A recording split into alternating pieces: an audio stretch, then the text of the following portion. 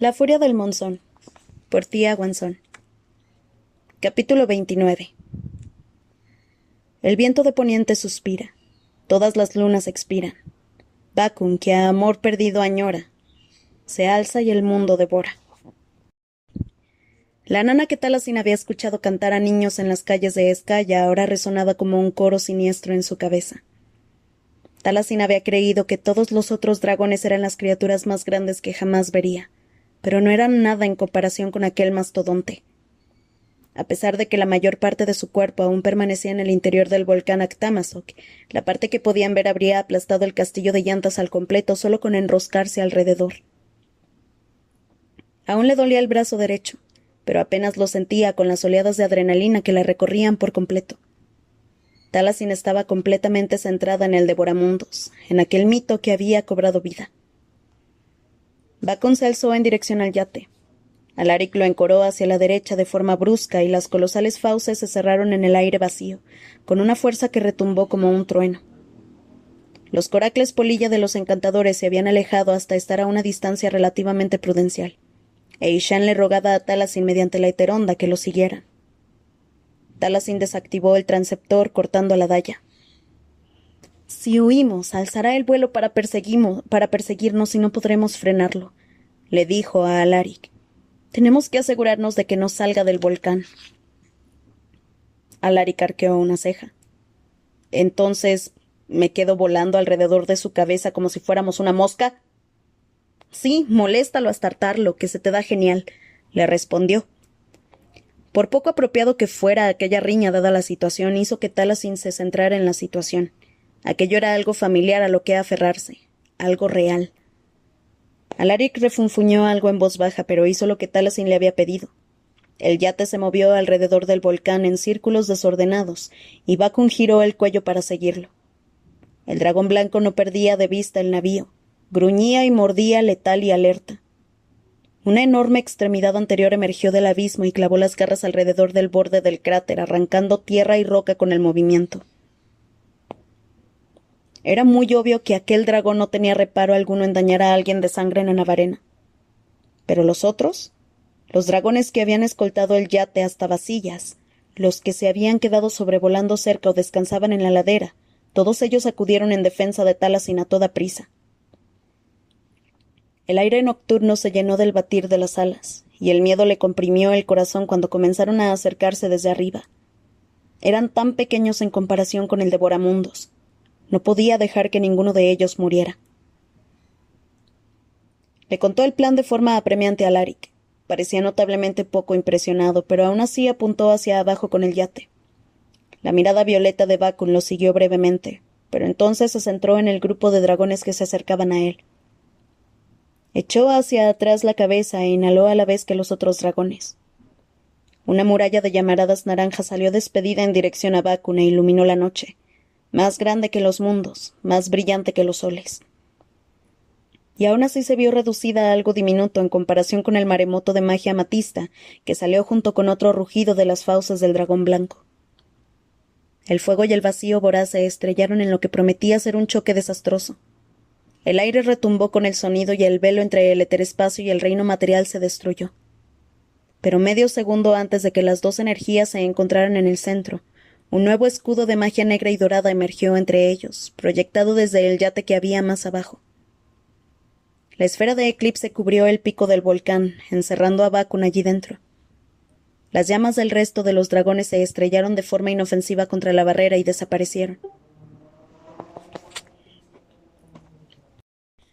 La explosión de vacío rebotó contra el interior de la pared, y varios trozos del escudo cayeron sobre el yate y golpearon la segunda esfera que Alaric y Talasin crearon en el interior de la primera para protegerse. «Ahora estamos encerrados aquí dentro, con un dragón sanguinario que exhala magia mortal», se quejó su marido. «Alaric», le dijo Talasin de forma suave mientras el afecto y la irritación libraban una batalla en su interior. «Cállate». Vacun se estrelló contra la barrera, chillando cada vez que las magias combinadas le arañaban la piel. Pero aún así parecía estar decidido a buscar la forma de atravesarlo. Incluso cuando aparecieron unos tajos de color negro sobre sus escamas blancas como la nieve y el licor comenzó a gotear como si fuese tinta. Taliesin no tenía ni idea de qué hacer a continuación. Alaric y ella no podían mantener el escudo durante mucho más tiempo, solo hasta que los eclipses terminaran. Cuando alzó la mirada vio que el filo de una de las lunas ya comenzaba a ser visible, y se veía un apagado brillo plateado a través de la capa borrosa de la esfera. Taliesin se obligó a apartar la mirada, pero entonces se encontró cara a cara con Bakun. El devoramundos había girado para mirarla de frente. Tenía el morro a la altura del yate, a una distancia que era demasiado corta. El resto de su cuerpo se quedó completamente inmóvil mientras inclinaba la cabeza cornuda, como si se tratara de echarle un vistazo más de cerca. Sintió entonces de nuevo aquella extraña sensación de conexión en lo más profundo de aquel torbellino de ojos vetustos y rosados por el éter. Algo la atraía, una necesidad que no estaba segura de si era instinto o coacción. Tiraba de sus sentidos como si se tratara del ritmo de un tambor de guerra. ¿Se atrevía a confiar en ello? ¿Qué otra opción tenía? Alaric habló entonces en un tono tenso y grave. Creo que podemos matarlo. Mira las heridas que tiene en las escamas donde ha rozado contra la barrera. Si lo atacamos con magia de eclipse. Lo que decía tenía sentido.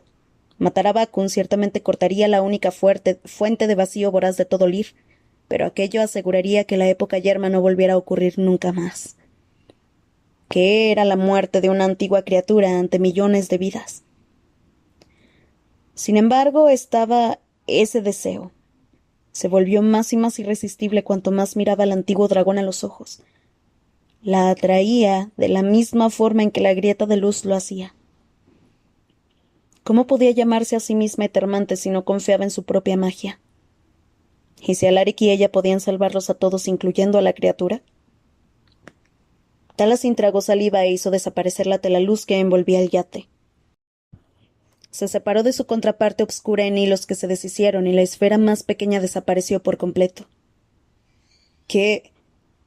Alaric se interrumpió, como si tuviera tantas opciones sobre cómo discutir en ese momento que no sabía con cuál empezar. Se colocó entre Bakun y ella, haciendo aparecer en su mano la guadaña de guerra. Al ver el arma de forjasombras, Bakun soltó un gruñido de advertencia y entre sus dientes asomaron volutas de magia de vacío. Taliesin le tocó el brazo a Alaric. No quiere pelear, le dijo sin apartar la mirada del devoramundos. Creo que no quiere en realidad. Ninguna bestia quiere pelear. Todo se trataba de la necesidad primigenia de proteger el territorio, de perpetuar la especie, de defenderse a sí mismo. Incluso los lobos cazaban a la presa más fácil si tenían la oportunidad. «¿Me pides que confíe tu vida a esa cosa?», gruñó Alaric. «No». Taliesin le acarició el guardabrazos. Dadas las circunstancias, era el gesto más reconfortante que podía ofrecerle. «Te pido que confíes en mí». Alaric no hizo desaparecer el arma, pero se quedó exactamente donde estaba mientras ella se aproximaba a Bakun con cuidado, caminando sobre la cubierta de madera del yate. Hilos de la telaluz se descosieron de la esfera principal y la rodearon como si fuesen una capa o un velo, su magia que la protegía como podía. El pelo le ondeaba, movido por un viento antinatural. Taliesin se frenó cuando la punta de sus botas chocó contra el interior del casco del yate, cuando ya no podía seguir andando. Bakun se inclinó ligeramente hacia ella, acercándose unos centímetros más. Podía distinguir cada uno de los anillos que tenían sus cuernos de marfil, que se curvaban desde el cráneo, cada rugosidad en sus escamas, que le rodeaban el rostro reptiliano, cada agujero de sus iris, cada estrella que rodeaba las pupilas que parecían hendiduras. Sin el velo de la magia de eclipse para entorpecerle la vista, algo en su interior la arrastraba de cabeza hacia lo que ocultaran aquellos ojos de color amatista. Éter y recuerdos. Todo se reducía al éter y a los recuerdos. Aquello era lo mismo. Bajo la cúpula de magia ondulante y bajo el eclipse séptuple, al igual que aquel día en la playa bañada por el sol cuando había sentido un alma o el reflejo de un alma moverse entre ella, Alaric y el dragón durmiente. Todo estaba conectado, aunque en ocasiones fuese de manera ínfima. Dentro del círculo de sangre de Sarimán, de lluviantal y vía tempesta, todo estaba amplificado. Incluso el pasado que se fundía con el presente, incluso el vínculo de un atermante con las corrientes de lo ocurrido antaño. «Lo sabes, Aluncina», dijo una voz interior que era la suya, pero que al mismo tiempo no lo era. Era una voz y también cientos y cientos de voces, una multitud de imágenes que se superponían como si fuesen estrellas en la oscuridad, con los bordes girando hacia atrás hasta los ríos del tiempo, el sol rojo, las 7 lunas. Una línea intacta de reinas nenavarenas que colocaron la tierra sobre las aguas y hablaron con Talasin, hablaron a través de ella desde el cielo que corona al cielo. En los albores del tiempo estabas allí. Tú has presenciado el corazón del primer dragón. Talasin cayó en la misma extraña visión que la había asaltado de vez en cuando, pero esta vez la vio de forma sólida y clara, y las imágenes al fin se sucedieron en su mente. Lo que veía no era el futuro, sino el pasado. El mar eterno, más oscuro y profundo, con sus islas menos definidas de lo que acabarían siendo en su época. Una sombra alada que sobrevolaba sobre tierra y agua, escamas blancas que ondulaban a través del cielo. Una mujer mayor y encorvada, con esmeraldas tejidas en su cabello plateado y largo, aferrada con una sola mano retorcida para no caerse. Pero no se aferraba a una montaña nevada, sino a los rugosos riscos que eran la frente del dragón. La otra mano la alzó en el aire, separó los dedos temblorosos y los extendió hacia el orbe carmesí que era el sol, mucho más joven. «No falta mucho», murmuró la anciana, que cerró los ojos mientras sobrevolaba el mundo. El dragón sobre el que iba montada dejó escapar un estridente rugido. El recuerdo duró lo suficiente como para que se le quedara grabado en el corazón, lo suficiente como para entenderlo. Volvió entonces al presente, al interior de la esfera derretida. Bakun la miraba fijamente y movió las temibles fauces en una aproximación gutural al habla humana. ¿Y Yaram? Jamás hubo 8 lunas. Aquello era un cuento de hadas que sus ancestros habían contado para explicar la gema bulana, al igual que el fenómeno del eclipse. Pero sí que hubo una mujer, la primera Saya Lachis, cuyo nombre el dragón había aprendido a pronunciar, cuya muerte había causado su estado de ira. «No devoramundos», le dijo Talasin en el navareno, en una voz que resonó fuerte y clara en el interior de las titilantes paredes de color negro y dorado. «Aún no es la hora. Vuelve a dormir». Bakun gritó de nuevo, un sonido que de alguna forma era tan profundo como las cavernas de la noche, y tan agudo que le puso el vello de la nuca de punta. Observó la longitud de su lengua bífida que tenía apoyada contra las membranas de color lila de sus fauces abiertas. Sus dientes afilados sobresalían. Eran del tamaño de un árbol ancestral. Un aliento caliente y sulfúreo la envolvió. Y entonces el devoramundo se alzó. Bakun emergió más y más del interior de Actamazok. Una brillante espiral se chocó contra el lateral del yate, y mientras las ondas del impacto los empujaban, los amplificadores explotaron. Los corazones que había en su interior, tras un esfuerzo demasiado prolongado, se disolvieron en una explosión de vidriometal, lo que desestabilizó la magia. La cúpula de tela luz y pozo umbrío que cubría el volcán parpadeó y desapareció por completo. 2 más de las lunas comenzaban a verse en el cielo, bajo el pálido brillo que emitían. Talasin vio en la mirada de Bakun la salvaje luz de la libertad y comenzó a ascender. No supo si lo que la movió fue el instinto o un arranque de locura. Quizás fue el miedo a que la criatura pudiera sembrar el caos y la dejaban libre en la tierra. Alaric trataba de volver a formar el escudo, pero Talasin saltó desde el borde del yate hacia el cuello de Bakun y usó las escamas más salientes para aferrarse a él. Escaló el dragón de la misma forma en que había escalado las escaleras o puentes de la ciudad vertical de adobe donde en una ocasión había vivido. Más alto en el aire, en el cielo. Una cuerda de magia de sombras rodeó uno de los grandes picos que recorrían la columna de Leviatán, y de repente Alaric apareció junto a ella. Bajo las capas de cabello negro que le golpeaban el rostro recién cicatrizado, parecía que estaba a punto de explotarle la vena de la sien. «Te lo juro por todos los dioses, Talasin. No tenías que seguirme», le dijo. Juntos escalaron. Escalaron el subir y bajar de escamas salientes que ondulaban de forma peligrosa hasta llegar a lo alto de la cabeza de Bakun, donde tendrían menos posibilidades de caerse al vacío. Se aferró a la base de uno de los cuernos mientras que Alaric se colocaba en el otro. Talasin miró a su espalda y abajo para observar cómo desplegaba las alas blancas desde el interior del cráter y en el aire. Bakun rugió mientras salía disparado hacia el cielo a medio iluminar, dejando atrás los coracles de los encantadores, los dragones más pequeños, el risco yermo de Actamazok. La corriente de aire estuvo a punto de derribar a Talasin, pero se aferró con fuerza al cuerno de Bakun, pegándose por completo a su curva. Con el latir de la sangre de la criatura bajo sus pies, con los brazos alrededor del cuerno, Talasin sentía el deseo de matar y también el sabor del vacío voraz en la lengua. Bakun no había abandonado su caverna desde que se había echado a dormir tantísimo tiempo atrás. Se había contentado con despertarse cada milenio, exhalar su aliento de forma interminable y permanecer bajo tierra. Hasta esta noche, hasta que había sentido que algo le oponía resistencia.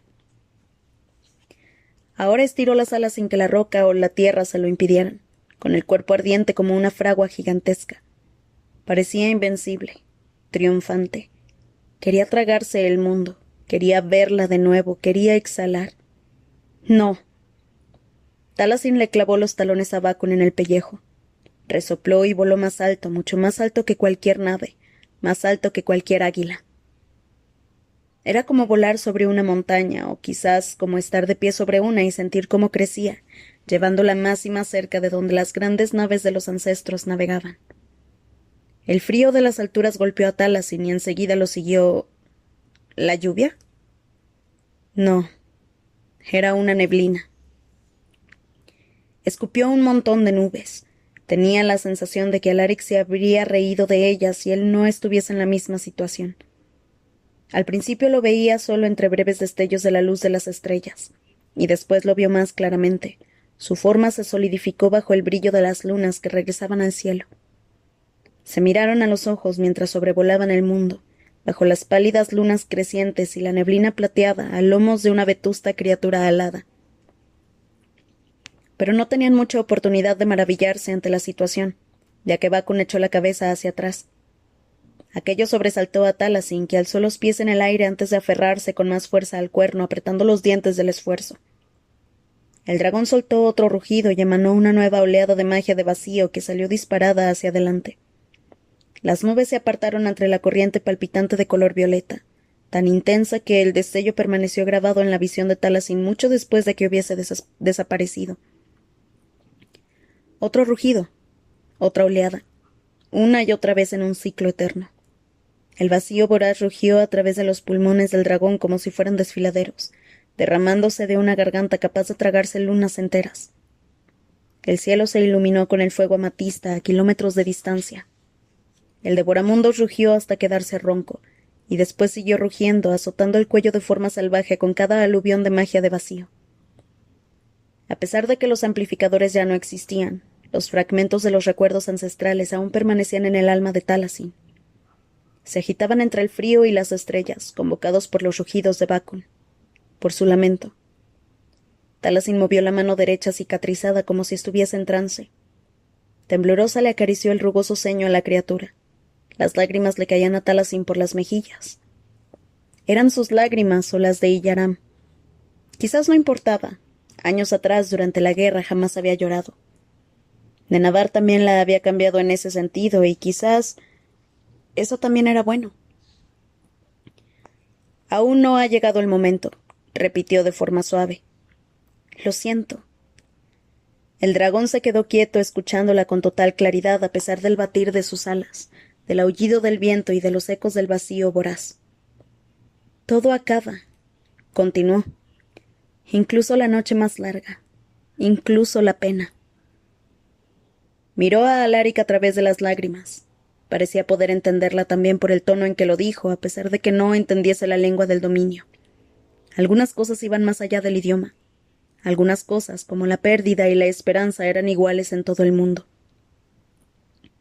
Algún día toda la tierra se sumergirá bajo el mar eterno, le dijo a Bakun casi en un susurro. Y de nuevo nos encontraremos. Ve y duerme, devoramundo. Espérame. El dragón dio la vuelta con una ondulación de escamas gigantescas. Replegó ligeramente las alas contra el costado y se precipitó en un empinado descenso. A Taliesin le dolían los brazos y tenía mucho frío, pero resistió porque no le quedaba más remedio. Se lanzaron de vuelta a la tierra, atravesando la cobertura de las nubes. El eclipse séptuple casi había terminado, y el paisaje iluminado por las lunas los recibió de nuevo. Las formas difusas se unieron hasta adoptar sus formas reales a cada segundo que pasaba. Las motas que veían se convirtieron en dragones y en coracles polilla.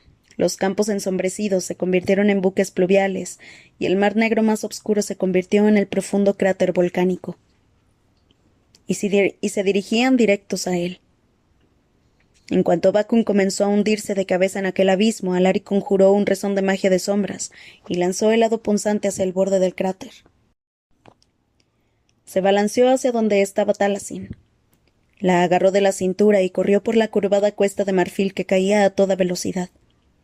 Saltó desde la punta del cuerno del dragón y se encontraron colgando de la cuerda de magia, con Taliesin agarrada al cuello de Alaric, ambos balanceándose con el poderoso viento que levantaba el devoramundos. Bakun siguió descendiendo. El descenso del dragón blanco al cráter pareció durar una eternidad, pero al final, por fin su forma se fundió con la oscuridad. El estruendo se desvaneció y las 7 lunas del Lir coronaron el cielo por encima de sus cabezas en toda su brillante gloria. Una quietud bañada de luz de luna fue todo lo que quedó, y tan solo la rompieron el zumbido de los coracles que se aproximaban y los dragones que se asomaron por el cráter y se marcharon planeando una vez que comprobaron que Taliesin estaba sana y salva.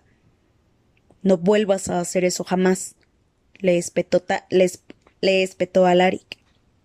«¿Qué cosa?», murmuró ella contra su pecho. «Montarme en un dragón milenario que trata de destruir el mundo entero cada 1000 años porque está perdidamente enamorado de mi antecesora». Alaric suspiró. «Ay, este país es exasperante». Le pasó la mano que ya tenía en la cintura por la cadera en un intento torpe de acariciarla. «Casi tanto como tú». Ella trató de reprimir una sonrisa. Aún estaban colgando de forma precaria del borde del cráter, pero nada bajo sus pies excepto kilómetros de obscuridad. Aún así no estaba preocupada. Alaric jamás dejaría que se cayera.